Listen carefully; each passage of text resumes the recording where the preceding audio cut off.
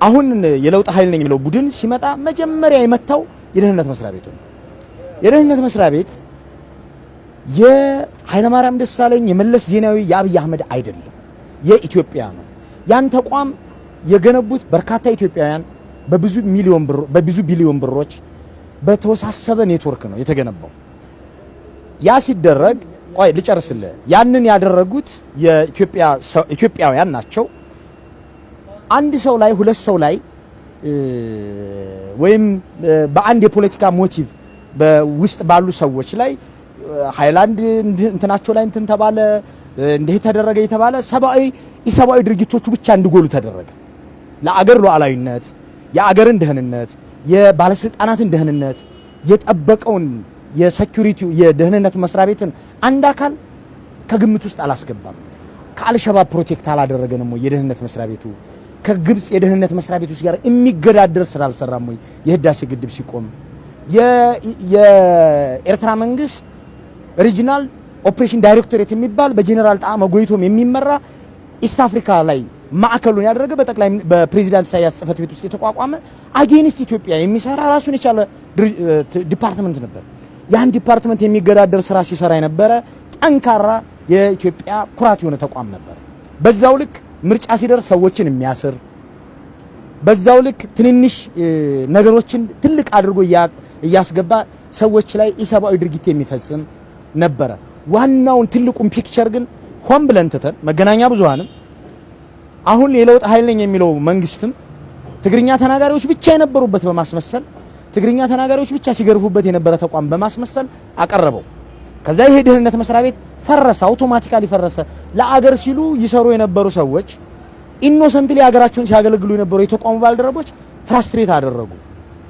አመራሮቹ በሙሉ ታሰሩ፣ ተሳደዱ። ከዛ የቱርክ ክላሽ እዚህ እንጦጦ ሲደርሱ ነው የሚያዘው። 11 ባንክ በአንድ ቀን ሲዘረፍ አይተናናቅም። በቀድሞ ደህንነት መስሪያ ቤት ውስጥ ከቡራዩ የተነሳ ታጣቂ ኃይል ጠቅላይ ሚኒስትር ጽህፈት ቤት እስከሚደርስ ድረስ የአሁኑ ደህንነት መስሪያ ቤት አያውቀውም። የአገሪቱ ኤታማዦር ሹም ሲገደሉ ይሄ ደህንነት መስሪያ ቤት አያውቅም። የክልሉ ባለስልጣናት የተገደሉት በኤፍኤስአር ተጭኖ በመጣ ሰራዊት ነው። በሁለት በሶስት ሰዎች አይደለም። በኤፍኤስአር ተጭኖ የሚመጣ ስራ ኤታማዦር ሹሙን ከዛ ጋር ንክኪ ያለው የተገደሉት ከባህር ዳሩ ኢቨንት ጋር በቀጥታ በተገናኘ ነገር ነው የሚለን መንግስት በቀጥታ ከመገናኘታቸው በፊት ሊያሳውቀን ይገባል። ይሄ ምክትሎቹ እንኳን መረዳት ያልቻሉትን ነው ማለት 2001 ላይ ጀነራል አሳምነው ጽጌ፣ ጀነራል ተፈራማም ወዘተ የሚባሉ ሰዎች መርካቶ አንድ ጣሪያ ውስጥ ተሰባስበው መፈንቅለ መንግስት እንዴት ማድረግ እንደሚቻል ጣሊያን ተመላልሰው ዱባይ ተመላልሰው ከሲቪል ፖለቲከኞች ጋር እንዴት እንደተነጋገሩ የደህንነት መስሪያ ቤቱ ደርሶበት ገና ምንም ሳያደርሱ ነው በቁጥጥር ስር ያዋላቸው። ይሄ ጠንካራ መዋቅር እንደነበረው ነው የምታየው። ሁለተኛ የክትትልና የቁጥጥር ጓድ የሚባል ነበረ በደህንነት መስሪያ ቤት ውስጥ አንድ ዲፓርትመንት ነው። ላንተ ጠባቂ ይመደብልሃል። ያንተን ጠባቂ የሚሰልል አንተ ማታቀው ጠባቂህም የማያውቀው ሰው በላይ ላይ ይመደባል። ይሄ ውስብስብ የሆነ የደህንነት መዋቅር ነበረው የቀድሞ ስርዓት ወይም የቀድሞ የደህንነት መስሪያ ቤት። ሆን ተብሎ ነው ብዬ የማምነው የግለሰቦችን ቂም፣ የግለሰቦችን የእርስ በርስ ሽኩቻ፣ የስልጣን ጠብ እና ጥላቻን መሰረት ያደረገ እርምጃ ተወስዶ የደህንነት መስሪያ ቤቱ እንዲፈርስ ተደረገ። ከዛ በኋላ አሁን የደረሰበት ደረጃ ግን አሁን ምንድነው ለውጥ መጣ ሲባል ለውጥ ሲመጣ ብዙ ጊዜ ከለውጡ በፊት የነበረውን ሁኔታ ማየት ያስፈልጋል። ከለውጡ በፊት በነበረው ሁኔታ አብዛኛው ህዝቡ ሲቸገርበት የነበረውን ህዝቡ የሚያምነው ምንድነው አብዛኛው ጥቃት ሲደርስበት የነበረውን ወይም ደግሞ አፈና ይደርስበት የነበረውን በዚሁ በደህንነት መስሪያ ቤት ነው። ስለዚህ ለውጥ መጣ ከተባለ መጀመሪያ መስተካከል ያለበት የለውጥ መስሪያ ቤት ነው። ማነው የደህንነት መስሪያ ቤት ነው። የደህንነት መስሪያ ቤቱ ላይ መንግስት እንደውም በቂ እርምጃ አልወሰደም የሚባልም አለ። ለምሳሌ በቂ እርምጃ ማለት ሙሉ በሙሉ መዋቅሩን አላፈረሰውም። አሉ አሁን በፊት የሰሩ የነበሩ ሰዎች አሁንም የሚሰሩ አሉ በደህንነት መስሪያ ቤት ውስጥ። ለዚህ ነው አሁን ለምሳሌ በፊትም የነበሩ አሁንም ያሉ 6 ዲፓርትመንቶችና 18 እኔ እዚህ ላይ ልግባ ሙሉ በሙሉ አለመስራቱ ሲያስተቸው አልነበረም ወይ? እኔ ማፍረስና አለማፍረስ አይደለም ምን ያህል ኢፌክቲቭ ነው የሚለው ነው መታየት ያለበት። ምን ያህል ኢፌክቲቭ ነው ይሄ መስሪያ ቤት። ኢፌክቲቭ አለመሆኑን ደግሞ ያየሰው ቅድም በገለጻቸው ነገሮች ከትላንት ወዲያም በሆነው ነገር የምናየው ነገር ነው። ለምሳሌ የደርግ ደህንነት ነበረ ተስፋዬ ወልደ ስላሴ ከኢህአዴግ ደህንነት ጋር ከነ አቶ ክንፈ ገብረመድህን ጋር አብረው ሰርተዋል። እንደውም እየሰሩ እየዋሉ ማታ ሄደው እዚህ 6 ኪሎ ነበር እስር ቤቱ 6 ኪሎ ኤፍቢ ግቢ ውስጥ የሚያድሩበት ሁኔታ ነበር። ይዚ ባንዴ ድራሹን አታጠፋው። ድራሹ ጠፍቷል ብዬም አላስብም። እኔ ግን የተሻለ ነው ማድረግ ያለብን በቴክኖሎጂ አጠቃቀም በምን አጠቃቀም የተሻለ አፓራተስ መዘርጋትን እርግጠኛ ሳትሆን እንዲህ አይነት ነገር አታደርግም። በበታተን አሁን ተበትኗል ወይ ነው አለመበተኑን አሳየኝ። እኔ መበተኑን በምን አሳየው መሰለህ? መበተን አይደለም ማለት ቃሉን መጠንቀቅ አለብን። መበተን አይደለም ተቋሙ አቅም አንሶታል ወይም የለም በሚያስብለው ደረጃ ነው። እንዴት በ10 ምናምን ቦታዎች ላይ በኦሮሚያ ክልል ኦነግ ማሰልጠኛ ጣቢያዎች እንዳሉ የሚያውቅ የደህንነት መስሪያ ቤት ነበር ያለው። ይሄንን ያለው ዶክተር አለሙ ስሜ የቀድሞ የኦህዴድ ጽህፈት ቤት ውስጥ ይሰሩ የነበሩት አሁን የሜቴክ ምክትል ሆነው የሄዱት በ10 ምናምን ቦታዎች ላይ ኦነግ ማሰልጠኛ ጣቢያዎች ነበሩት ብለዋል። ከቱርክ የተነሳ ክላሽ በደቡብ ሱዳን በሱዳን አድርጎ ጎጃምንም ጎንደርንም ፊቼንም አልፎ እንጦጦ ሲደርስ ነው የሚይዘው። የጦር ኤታማዦር ሹሙ በቤታቸው ሲረሸኑ ማየትና መስማት ያልቻለ የደህንነት መስሪያ ቤት ነው ያለ። ጠቅላይ ሚኒስትሩን ለመግደል ቆይ ልጨርስልህ። ጠቅላይ ሚኒስትሩን ለመግደል ከግድያው ጋር ባታያይዘው ጥሩ። ምክንያቱም ግድያው የተፈጸመው ከውጭ በመጣ ኃይል አይደለም። እዚሁ አሁን ለምሳሌ አሁን ያልከው ነገር አለ። አሁን ውስጥ የነበሩ ሰዎች ለምን ወጡ እያልክ ነበር አይደለም?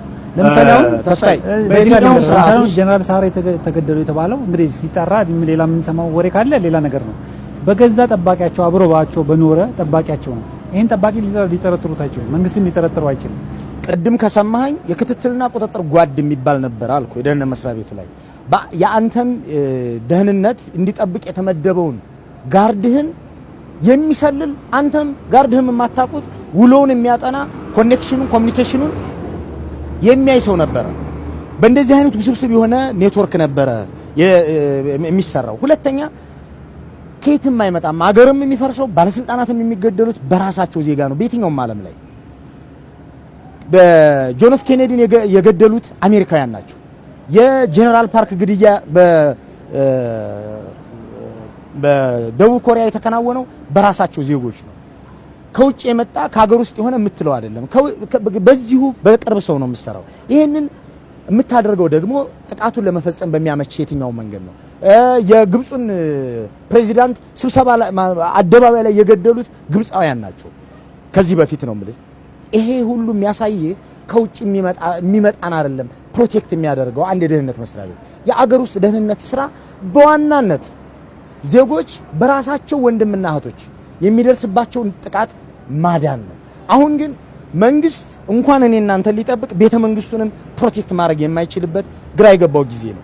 ሪፐብሊካን ጋርድ ተብሎ ለጠቅላይ ሚኒስትሩና ለሚስታቸው፣ ለምክትል ጠቅላይ ሚኒስትሩና ለሚስታቸው፣ ለፕሬዚዳንቷ ጠባቂ ተቋቋመ። እኔ እናንተ ዋስትና የለንም። እሺ ይሄው ጄኔራል ሰዓረ የጦር ኤታማዦር ሹሙ ዋስትና የሌለው የደህንነት ጥበቃ እንደሚደረግላቸው አረጋገጥን። ነገ ጠዋት ሌሎች ባለስልጣኖች ላይ ምን እንደሚደርስ ዋስትና የለንም። የዚህ ምክንያቱ የደህንነት መስሪያ ቤቱ አቅም ማነስ፣ የደህንነት መስሪያ ቤቱ በብዙ ብር በብዙ ጊዜ ኢንቨስት አድርጎ ያሰለጠናቸውን ሰዎች ማሳደድ፣ ለፖለቲካ ጥቅም ተብሎ ማሳደድ መጀመሩ ለኔ እንደዛ ነው የምረዳው። እዚህ ላይ አሁን ግን ወደ ሌላ ጥያቄ ከመሄድ በፊት ለምሳሌ አሁን ያነሳው ነገር አለ። የደህንነትም ጉዳይ በመከታተል በኩል ለምሳሌ የመንግስትንና የመንግስት ባለስልጣናትን ደህንነት መጠበቅ ዋናው ኃላፊነት የማን ነው? የመንግስት የሚያቋቁመው የብሔራዊ መረጃና ደህንነት አገልግሎት ነው። እሱ አለ። እንደገና ደግሞ የኤታማዦር ሹሙን ደግሞ ደህንነት የሚጠብቀው ማን ነው? አሁንም ይሄንን ይኸውልህ፣ አንተ ባለስልጣን ሆነህ ስትሾም መጀመሪያ አንተ የሴኩሪቲ ችግር ሊገጥምህ እንደሚችል ጥናት ይደረጋል። ጋርድ የሌላቸው ሚኒስትሮች እኮ አሉ፣ ብዙ ሚኒስትሮች። እነዚህ ሰዎች ያን ያክል ጋርድ አያስፈልጋቸውም ተብሎ ሊታሰብ ይችላል። ከሚኒስትሩ ያነሰ ስልጣን ያላቸው ለምሳሌ ነው ኢትዮጵያ ቴሌቪዥን ላይ ያለው በነበረ ጊዜ ያለውን ነገር ልንገርህ።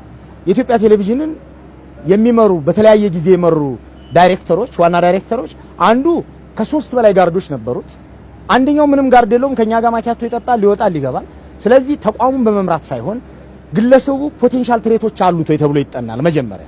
ከዛ የሚመደቡልህ ሰዎች ደግሞ በተቻለ መጠን የሚታመኑ መሆን መቻል አለባቸው። የመጨረሻው የህይወት ጠባቂ እነሱ ስለሆኑ ከዛ ቀጥሎ እነዛ ሰዎች ሪሊ ታማኝ መሆናቸውን የሚከታተልና የሚያጠና ውሏቸውንና ግንኙነታቸውን የሚከታተል ኃይል ይመደብባል። ይሄ በአሜሪካም የተለመደ ነው።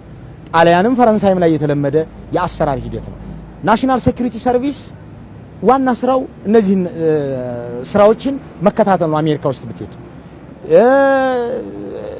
እዚህ ሀገርም ካሁን በፊት ይሰራ የነበረው በተመሳሳይ መንገድ ነው።